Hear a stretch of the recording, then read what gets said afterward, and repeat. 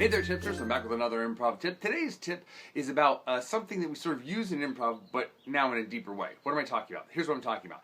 If you've been improvising for any amount of time, then you've probably heard the sort of rule of thumb, know your partner or know the other character at least 6 weeks, right? So this is so that you're familiar with that other person. You guys have like something to work with, right? If you're a stranger to that other person, they're a stranger to you, then oftentimes it's harder to get the scene going because you guys don't really know each other, right? So we try to assume that we've known the other person for at least 6 weeks. And Dell used to say less than 6 years. Apparently after 6 years you have nothing to say to that person or whatever. But if you know them at least 6 weeks, then you sort of know what they are. Here's an example. If you have a friend named John, let's say, and you know that John loves sports, and you've known him at least 6 weeks, and you've hung out with him a few times, then you know that when you see John, he's probably going to talk about sports, because he loves sports, right? Now that seems obvious to us as regular human people, but in an improv scene, what happens is we say that we've known John at least 6 weeks, and then we sort of hear that he loves sports, and rather than assuming that has always been the case, and sort of like just sort of filtering that through retroactively backwards in our relationship, it's like, oh my gosh, it's this totally new thing about John. And so then the whole scene ends up being sort of discovering this thing about John, that he loves sports, and we're sort of talking about that. And that's not really about a relationship.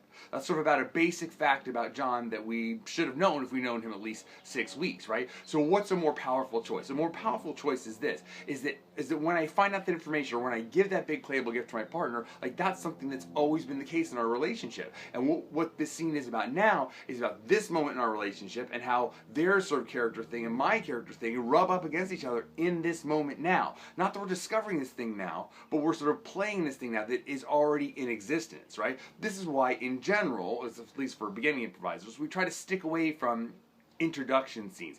Hi, what's your name? Where you're from? All these sort of basic facts of the scenes, right? We try to sort of start in the middle. Starting in the middle involves this idea, and that is that you know this thing about this person, and this has always been the thing, and we are now in the middle of this thing together, right?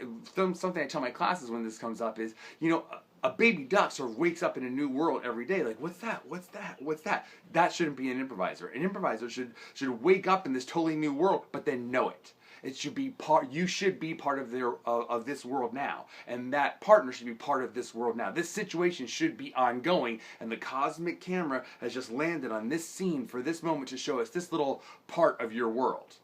Okay? It's a little bit of a tricky one, but I think if you could sort of master this, I think it takes your scenes from sort of idling and really long, drawn-out sort of, hey, how do you do scenes into more interesting, more powerful scenes, all right? Put it into action this week. Let me know what you think, and I'll see you next week for another improv tip. Hey, thanks for checking out the video. Please leave me a comment down below and tell me what you would like to hear an improv tip about. And also, please subscribe and follow me on Instagram, Twitter, and Facebook. All the links are in the description down below. Thanks.